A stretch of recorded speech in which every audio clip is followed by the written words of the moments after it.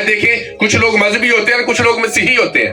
मजहबी और मसीही में फर्क होता है। जो मजहबी होगा वो 40 रोजे साल में एक दफा रखेगा, लेकिन जो मसीही होगा जब रूह कुदस से कहेगा तब वो रोजा रखेगा। ये मजहबी में और मसीही में फर्क है। जो मजहबी है वो मिशनों के पीछे भागेगा, लेकिन जो मसीही है वो खुदा के कलाम पर अमल करेगा। मेरे फकीह और फरीसी मजहबी थे, वो अपनी रिवायत में सरगर्म थे, वो मूसा की शरीयत में सरगर्म थे। और यीशु ने जितने भी मौजज़ात किए, ये खुदा नहीं हो सकता, क्योंकि ये सब्बत के दिन मौजे करता है। वो कहते सी रिवायत पूरियां करनी है, तो यीशु कहता रिवायत कोई मायने नहीं रखती, फक्त खुदा का कलाम उच्चा है। वो कहते सी असी मेहंदी भी करनी है, असी अड्डी दे नाल प्याली भी तोड़नी है, भावें गिट्टा निकल जे, तो सब पूरियां करनी है। हालेलुया।